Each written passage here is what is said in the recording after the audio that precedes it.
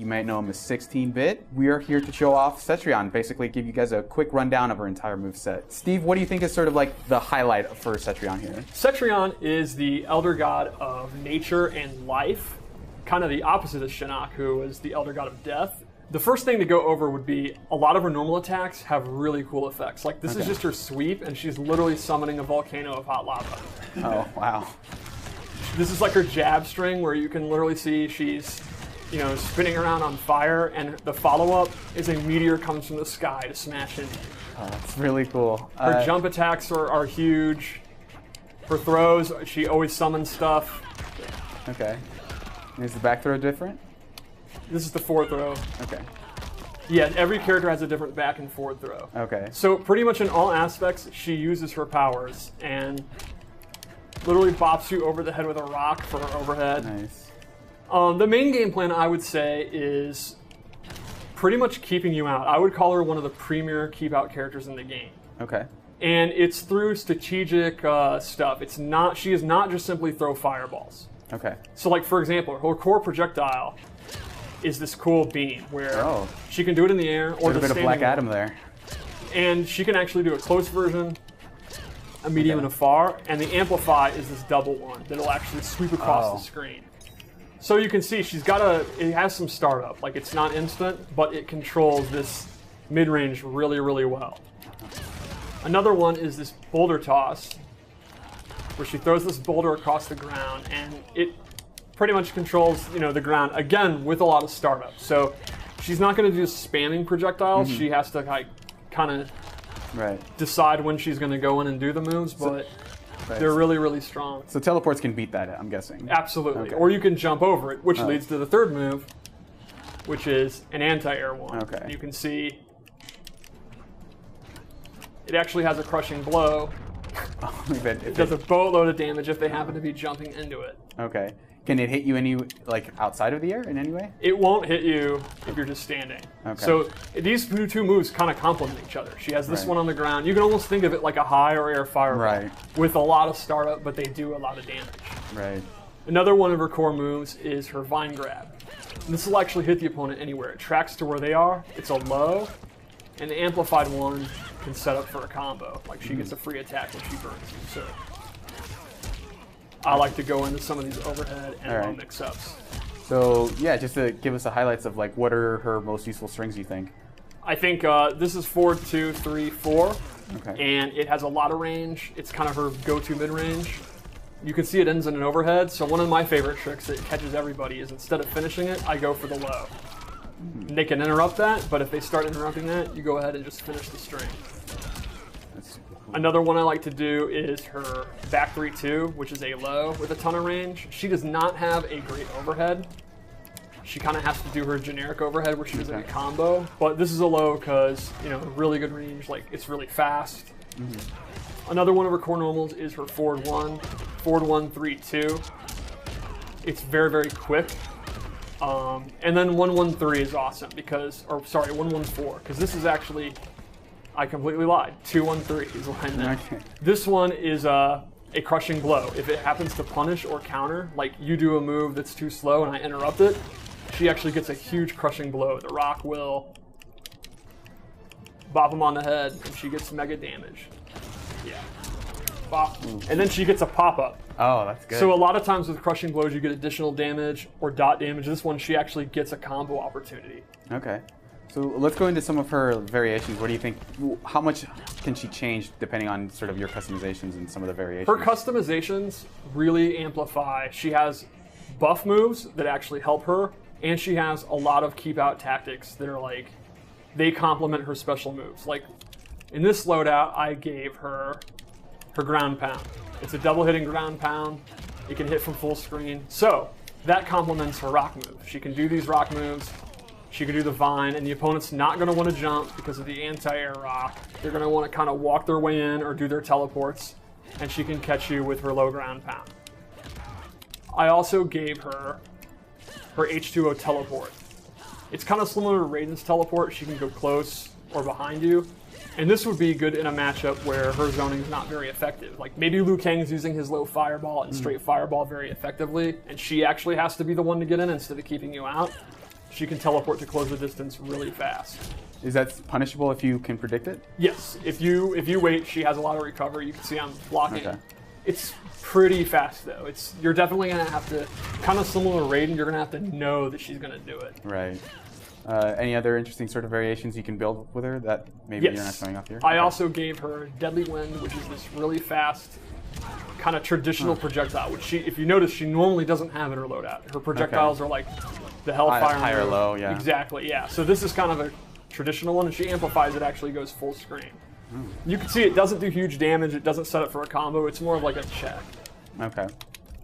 Another one I gave her is one of her buffs. She actually has 4 different buffs she can use, which I'll show you. So this one is Ring of Fire, which if the opponent's in it, they're going to take dot damage as long as they're in it. You can see it actually is pretty big. So this would be one where if you're playing more up close, you can have that on, and anything she's doing, they're going to take that dot damage. So like if she goes for a throw, they're still going to be in it taking it. Does that also deal damage on knockdown? If they're in it, yeah. Okay. I also forgot one of her core special moves. Okay. My apologies. Yes, she has this wall barrier, and the cool thing about this is it absorbs projectiles. So she'll actually absorb it, and I got the Crushing Blow for absorbing it. That's cool. So while her zoning is really great, it's going to be hard for them to counter zone back because of this. So this kind of sets up everything, actually. This is going to limit the projectiles that they can throw, and that's going to open up all of her slower projectiles that take a while to get out. Okay. So I gave her one more loadout that has a really powerful buff if she chooses to use it.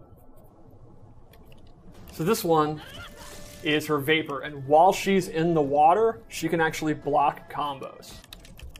For example. Like, okay. All right. Normally this is a combo. If I get hit, I can't do anything. With this on, oops, give me 1 second. While it's on, even if I get hit, I can actually block the rest of it. Oh, that's crazy. So you'll take the first hit, but then you can straight up just block the rest of it? Yes, she can literally break the rules of Mortal Kombat, the combo system, but only if she has the ring out. Okay. And this is a 2-slot move, and you only have 3 slots, so you are you're sacrificing one of your slots, but I mean, if she's in that circle, it doesn't get better than that, literally having the ability to block combos. Okay. So is there any sort of like detriment to not being in that field? Like there's really no reason you shouldn't be in it? The main detriment would be if the opponent pushes you out. Like I think the counter meta to that would be Liu Kang doing the rest of the string to kind of push you out of it. Or the opponent going up and throwing you because you can't block a throw, so that would open up throws. So how easy, like since you're, how easy is it to, like if you're attacking her and you're in the ring, like how easy would it be to say like, well, I'm not going to do the whole combo, I'm going to transition into a throw? That's exactly what I would do. Okay. Like if I was Liu Kang, I would do the first part of that kick string, fake her out, she goes to block, because she still has the block, it's not automatic, then throw her. Or you could go for like an overhead low mix-up that's only a single hitting thing. Okay. That's exactly what I would do. All right. Or you could intentionally do a block string that's really long that will push her out on purpose. And then you can maybe start up another combo, basically? Exactly. Okay. But she's going to know you're going to want to do that. So like if she reads that you're going to do a throw, she could duck it, the throw would whiff, then she uppercuts you, and that means she gets a Crushing Blow. Because if you duck a throw and uppercut, you get a Crushing Blow. All right. Is there anything else you want to show us? Like any cool tricks you've been able to pull off? I think the main thing about her would be you kind of go around a mid-distance, and you use your forward 2 move. The opponent's going to kind of not want to hit a button because of the speed of those normals, or back 3. Then you start using this because they're going to want to go back and do projectiles, and that's going to open up the boulder game. Right. You mix up the ground boulder, and that's going to cover the ground. You mix up the air boulder, that's going to cover the air. And then you got it. You successfully, they're not doing projectiles, they're not doing normals, and then that's when you start using your abilities. That's when you start having your buffs on. She also has one where she creates wind and it pushes the opponent back. Okay. She doesn't sound like she's a combo heavy character, is it? Definitely not. Okay. She does have some combo potential with this, but that's not really the intention for her to be a huge combo character. Okay. She's more of a keep you out character and a kind of strategic far away character. Okay. Do you mind showing us her Fatal Blow? Oh yeah, and it's a really cool, the attack, it complements everything about her because it actually hits at any point. Like the rocks will drop down from the sky wherever they happen to be.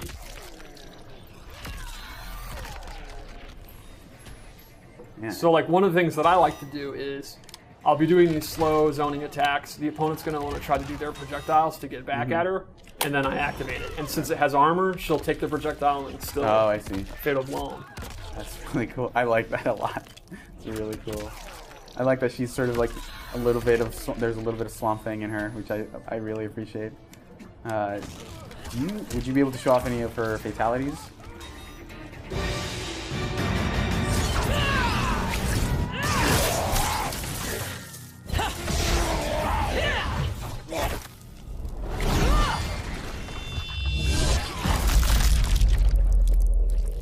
Fatality. That's great. Cetrion wins. All right. Well, thank you so much for showing her off. I appreciate it. I think she's going to be a character that appeals to people that don't want to fight up close, but you want to use your brain. Okay. You want to kind of have to think about what projectile moves you want to do, what keep-out tactics you want to use. Do you think she'd be good for people who are just starting out? There's nothing hard of her execution-wise. Okay. I picked her up pretty quick, so it's more the depth is thinking about when is the appropriate time to use. So I think if you're new and you don't want to play up close, she'd be a great pick. All right. Rebels, nigga, we the fucking best. Y'all don't want it, y'all can't want it, y'all shouldn't want it. We the worst opponent. Got so much saying, got so many problems, got so many haters, they the motivators. I'm a cake chaser, not a whole chase. I'm a money maker.